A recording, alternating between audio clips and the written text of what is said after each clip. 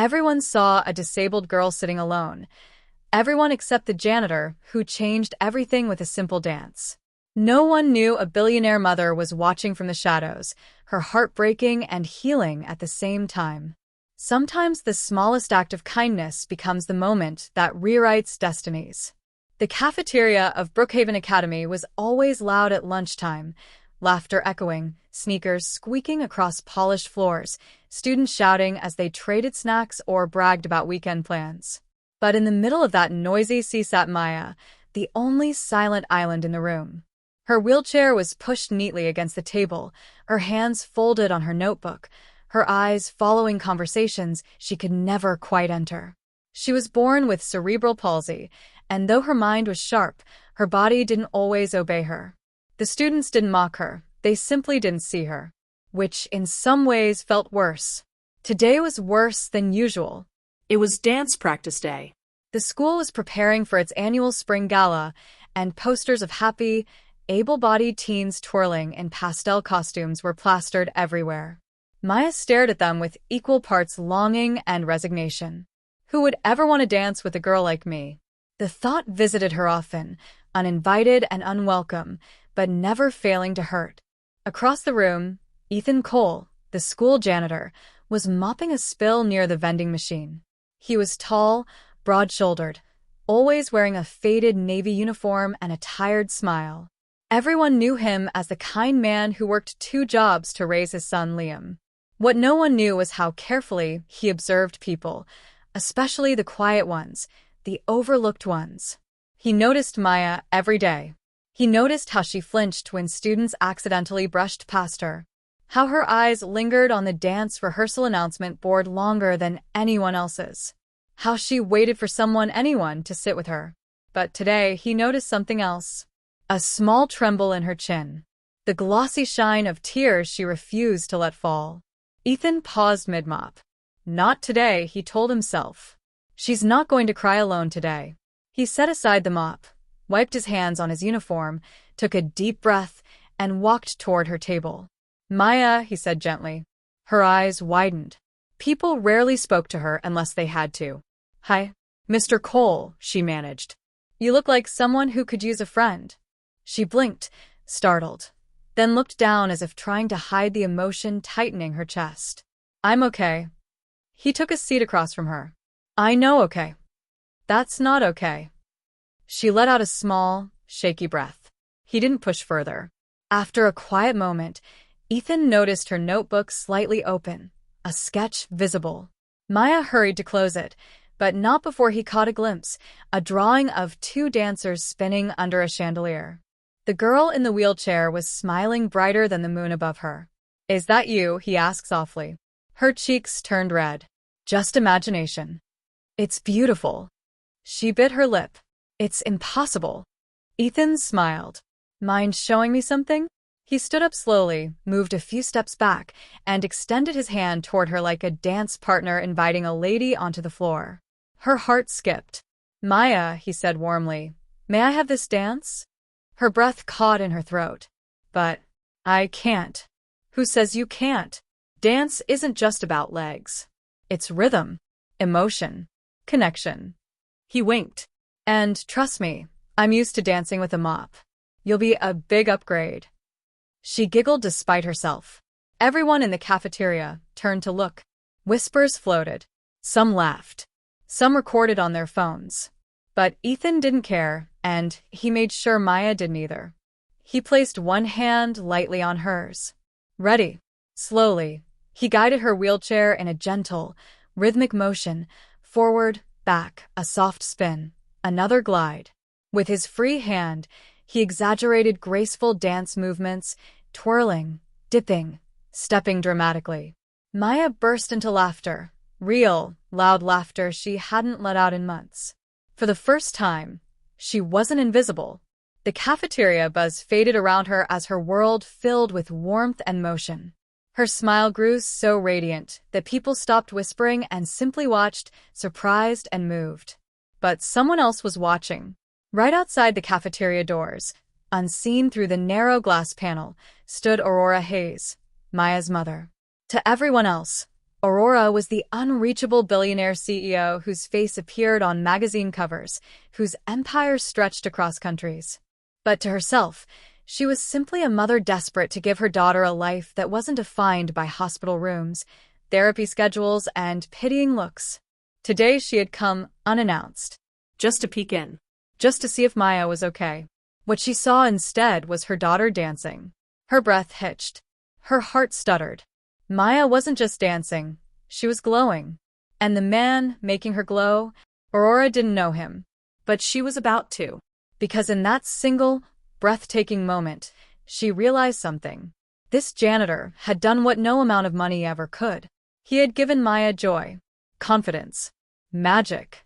And Aurora Hayes always paid attention to anyone who brought light into her daughter's world. A single dance can spark a miracle, but what follows can reshape entire destinies. The billionaire mom who watched from the shadows has made up her mind. She must find the janitor who made her daughter smile. Maya thought the dance was just a fleeting moment, but fate was already rearranging her life in the background. Maya couldn't stop smiling the rest of the day. Her cheeks hurt. Her stomach fluttered. Her hands trembled every time she replayed the janitor's silly, heartfelt twirls in her mind. For the first time in a long time, she didn't feel like the disabled girl everyone avoided. She felt like a girl who had danced. A girl who had been seen. After lunch, Ethan helped her tuck her notebook into her backpack before heading back to work. "Anytime you want another dance," he said, tipping an imaginary hat. "You know where to find me." She had giggled again, an airy, unguarded sound she didn't recognize as her own. But while Maya floated through the halls like she had swallowed sunlight, her mother, Aurora Hayes, was storming through the building with a very different energy. Aurora had left the cafeteria doors the moment she saw her daughter's laughter burst free, her own heart pounding with something unfamiliar, something warm, something almost painful in its intensity. She marched straight to the administrative office. "Excuse me," she said, her voice crisp and commanding, the same tone that made boardrooms fall silent. "I need a list of all custodial staff working today." The receptionist blinked rapidly, unsure whether to feel intimidated or starstruck. People rarely saw Aurora Hayes in person unless she was delivering a keynote speech, signing multi-million-dollar deals, or taking a photo for a business magazine. Yes, Ms. Hayes. Right away." But Aurora wasn't listening anymore. Her chest still buzzed with the image of Maya's face, lit with joy, alive with movement, free from the quiet loneliness she had carried for years. Who was that man? And how did he reach her in seconds when countless therapists, specialists, and expensive programs failed? She had to know. Meanwhile, back in the cafeteria, Ethan returned to mopping, pretending not to notice the lingering stares. Whispering students passed by him with curious smiles. "Mr. Cole, that was actually kind of sweet," one girl said shyly. "Yeah," another chimed in. Maya looked really happy. Ethan simply smiled, scratching the back of his neck. "Just doing my job." But even he knew it wasn't part of the job. It was instinct. Heart. Human decency. Something the world desperately needed more of. And the truth was, he understood loneliness. He remembered nights sitting with his son Liam, promising him things would get better, even when he wasn't sure how. He remembered helplessness. He remembered grief. Maybe that's why Maya felt so familiar, so in need of a moment that told her she mattered. Later that afternoon, as students shuffled to their next class, Maya wheeled herself toward the music room. She couldn't explain the sudden bravery that flooded her veins. Maybe it was the dance. Maybe it was Mr. Cole's unshakable confidence in her. Maybe it was simply that, for the first time, she didn't feel ashamed of wanting something more. She approached the dance practice window, watching the other girls rehearse the spring gala choreography. They twirled, leapt, and spun with synchronized grace. A few glanced her way, some with polite smiles, others with curiosity, but none with cruelty. Still, Maya's chest tightened. "I'll never belong in a room like that." She was about to turn away when a soft voice spoke behind her. "You dance beautifully." Maya froze. Slowly, she turned her head. Her mother stood there, elegant as ever, wearing a white tailored suit, her dark hair swept into a sleek knot. But her eyes were warm, softer than she had been in weeks, maybe years. Emma? Maya stuttered. Aurora crouched down slightly to meet her daughter at eye level. I saw your dance today. Instant panic flooded Maya's cheeks. You saw? But, Mom, I wasn't. Mr. Cole was just. I wasn't even. Aurora placed a gentle hand on her daughter's cheek. It was the happiest I've seen you in a very long time. Maya swallowed hard. It was silly. It wasn't silly, Aurora whispered. It was beautiful. She brushed a strand of hair behind Maya's ear. Do you want to dance? Truly? Not just in sketches or dreams. Maya's breath trembled. Her lips parted. I do. Even if I can't stand. Even if I can't spin like them. Aurora nodded once. Then you will dance. And we will find a way. Maya's eyes widened, shimmering with hope. She didn't dare speak. But Aurora had already made her decision. She straightened, checked her watch, and exhaled with purpose. I'm going to meet the janitor. Maya's heart lurched. Mom, wait. Please don't make it weird. I won't, Aurora promised. But if someone has given you joy, I need to thank him. What she didn't say was, I need to understand him. I need to know why he cared. I need to know how he did what no one else ever could. As Aurora strode down the hallway toward the custodial office, heels clicking like drumbeats of fate, Maya watched with a mix of embarrassment, excitement, and fear. Because she knew one thing for certain. Her mother was a force of nature. And when Aurora Hayes set her sights on someone, their life always changed. For good or for bad. That remained to be seen. The billionaire mother finally comes face to face with the janitor who made her daughter smile, and nothing goes the way either expected. While Aurora searches for answers, Ethan fears one thing. Trouble always finds people like him. Destiny doesn't always knock. It sometimes arrives in a tailored suit and high heels. Aurora Hayes didn't walk. She glided, every step sharp with intention as she made her way down the east hallway toward the custodial wing. Students parted instinctively, sensing her presence like a weather shift. Some whispered her name. Others simply stared. To them, she was the glamorous business icon whose company's logo appeared on billboards and tech conferences. To her daughter, she was simply Mom. But to Ethan Cole, she was walking straight into the world of a man who never expected to cross paths with someone like her. Inside the small custodial room, Ethan was finishing paperwork for a supply order. He wasn't a man who scared easily, but when he sensed someone lingering at the door, he looked up and froze. Aurora Hayes stood framed in the doorway like a portrait.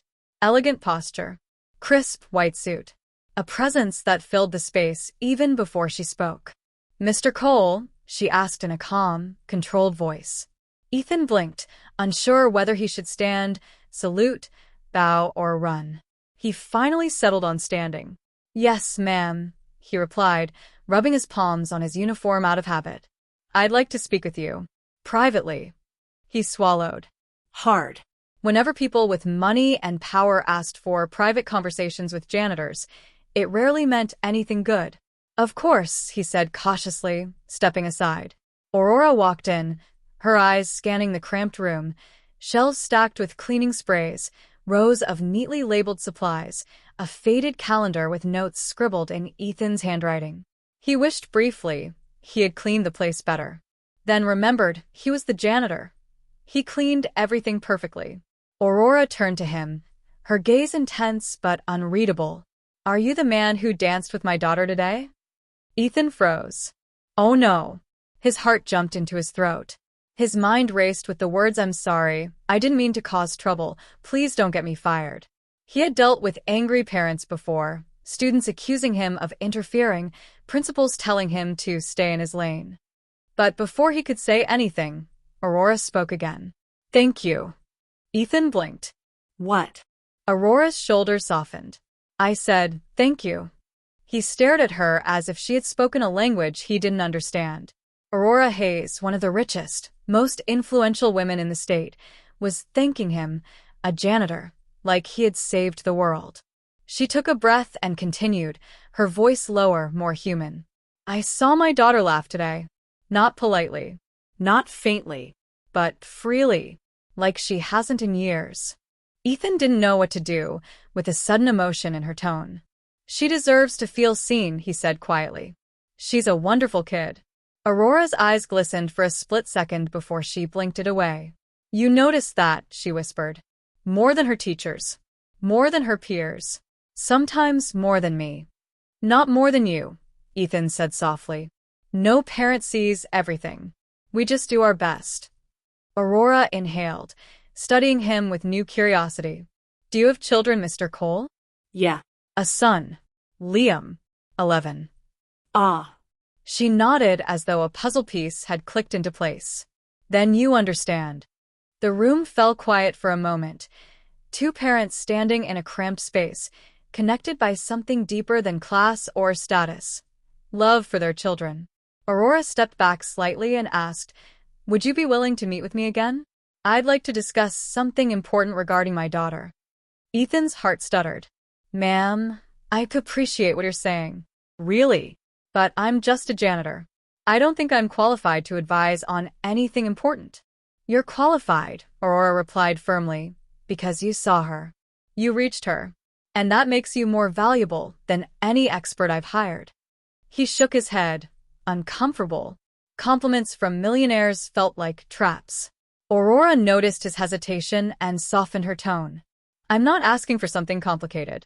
I just want to understand what happened today and how I can help my daughter feel that joy again. Ethan exhaled. All right. If it helps Maya, I'll talk. Aurora smiled, a small, warm, almost relieved smile that transformed her entire face. Good. I'll arrange a proper meeting.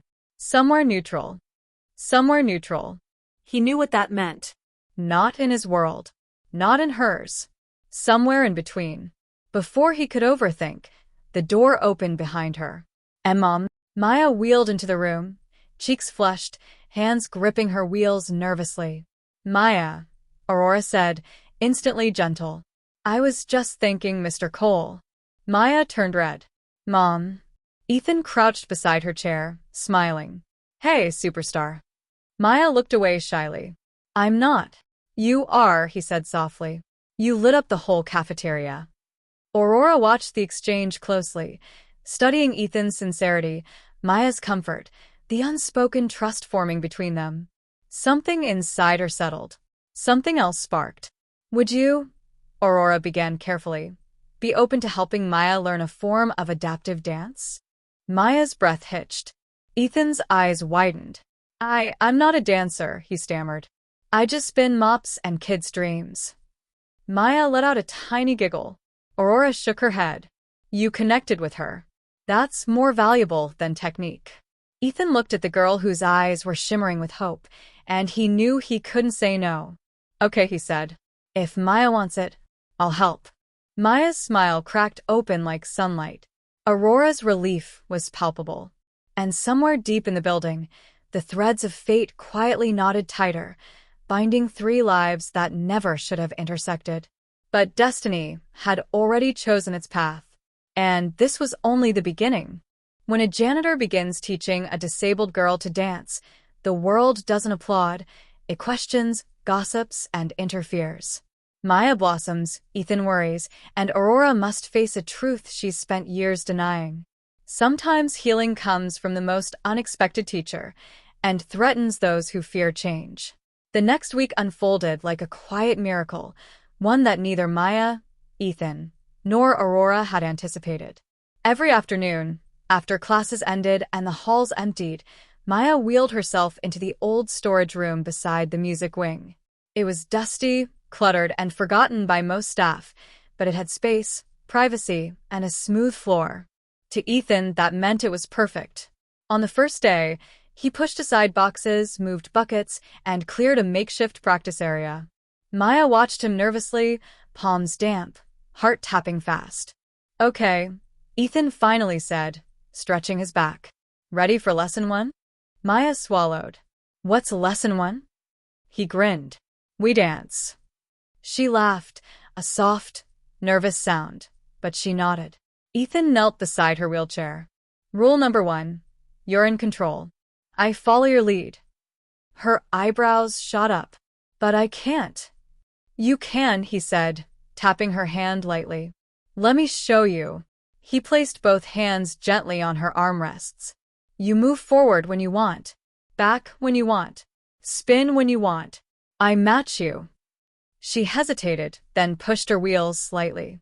He mirrored her movement with a playful flourish of his arms, like a dramatic ballroom dancer. She giggled again. Within minutes, he had her rolling in gentle circles while he stepped in rhythm around her, sometimes twirling, sometimes dipping, sometimes adding silly footwork that made her laugh until her ribs ached. It wasn't traditional dance. It wasn't polished or elegant, but it was beautiful. It was theirs. And each day, Maya glowed a little brighter. But joy never arrives without shadow. By the third day, students started noticing the janitor disappearing into a storage room with Maya after school. Rumors fluttered in whispers. Is he giving her private lessons? Why would the janitor teach her dance? Did the school approve that? Maybe he just feels bad for her. Some whispers carried curiosity. Others carried jealousy. A few carried disdain. Maya heard some of them as she wheeled past the lockers, but she kept her gaze fixed forward, repeating Ethan's words in her mind. Dance isn't about what they see, it's about what you feel. And what she felt was happiness. Real, rare happiness. Aurora, meanwhile, watched everything closely. Each evening, she came home late from work to find Maya sitting in her room replaying the day's movements, her hands gesturing through the air, her smile soft but bright. Good practice today? Aurora would ask gently. Yes, Maya always answered with a shy glow. Aurora found herself lingering outside her daughter's door, fighting a mixture of awe and guilt. Because for years, she believed she had protected Maya by sheltering her from judgment, from disappointment, from failure. But watching her daughter now, alive, expressive, filled with new confidence, Aurora realized she had been protecting Maya from chances she deserved. And the janitor. The janitor had given Maya what Aurora never could. Freedom. On Friday afternoon, Aurora decided to visit the school early.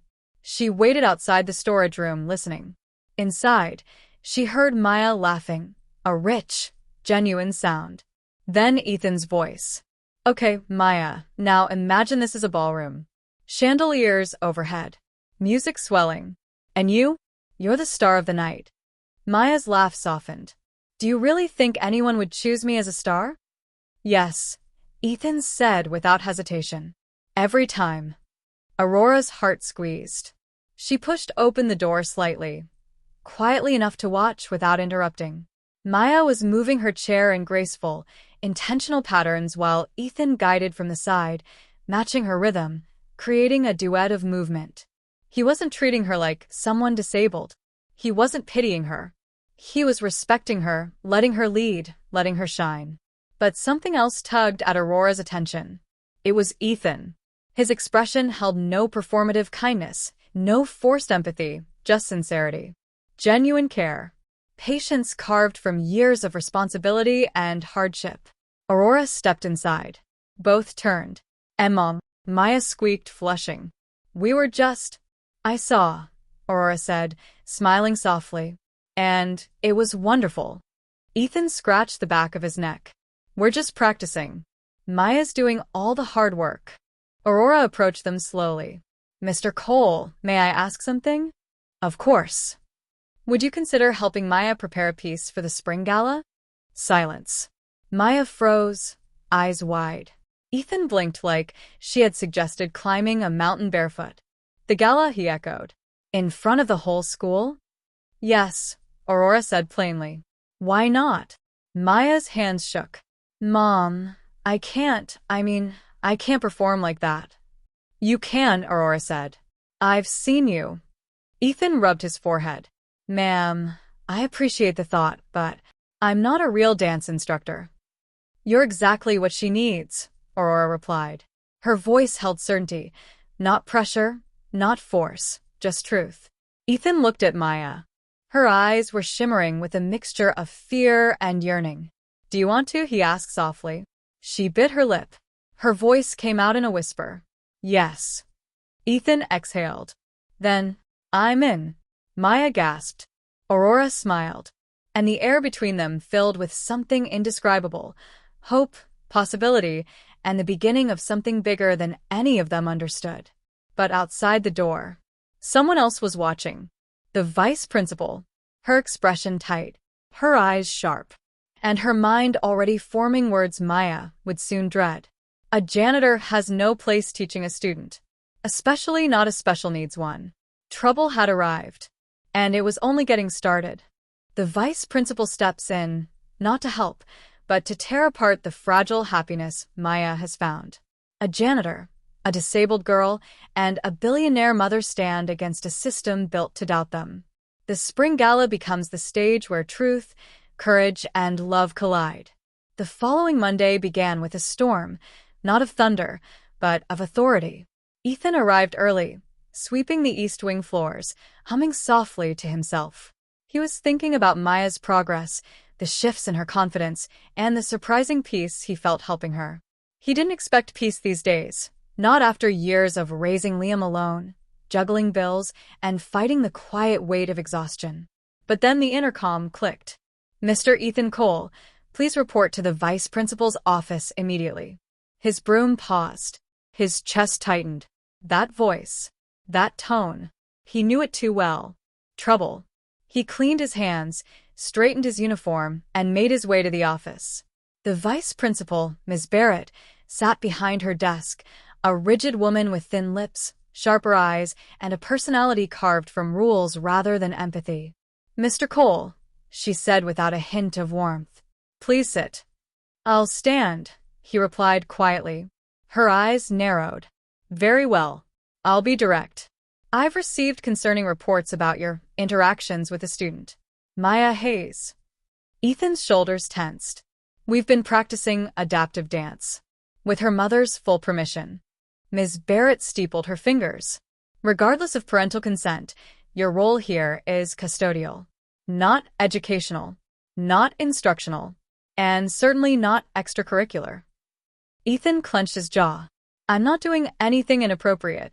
I'm not suggesting you are, she said evenly. But appearances matter.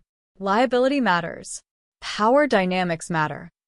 Ethan felt heat rising in his neck. You think I'm taking advantage of her? I think, she replied calmly, that a man in your position should not be alone with a vulnerable student behind closed doors. He flinched. Not because he was guilty, but because of how easily the world assumed things about men like him. Single fathers. Blue-collar workers. Men without status to defend themselves. I'm teaching her to dance, he said, voice low. That's all. And that is precisely the problem, Ms. Barrett said, folding a paper. Effective immediately, your after-school sessions with Maya are terminated. If you continue, you will be dismissed. The words hit him like a physical blow. You're punishing Maya, Ethan whispered. You're taking away something that makes her happy. Her happiness is not the issue, Ms. Barrett snapped. Protocol is. A quiet, freezing silence took hold. Then a new voice cut through the doorway. Protocol, Aurora Hayes said, stepping inside, must never stand above my daughter's well-being. Ms. Barrett stiffened. Aurora's presence filled the room like a rising tide, elegant, fierce, impossible to ignore. I wasn't aware you were joining us, Ms. Hayes, the vice principal said, trying to hide her discomfort. You weren't supposed to be, Aurora replied. But when someone tries to clip my daughter's wings, I tend to appear. Ethan exhaled shakily. Relief and worry mingled inside him. Aurora moved closer, her gaze cutting clean through the tension. Mr. Cole has my full permission to teach Maya, she said. And if you attempt to remove that for the sake of bureaucratic rigidity, we will escalate this conversation to the school board. Ms. Barrett blinked. Ms. Hayes, I respect your concern, but there are boundaries. Boundaries? Aurora interrupted.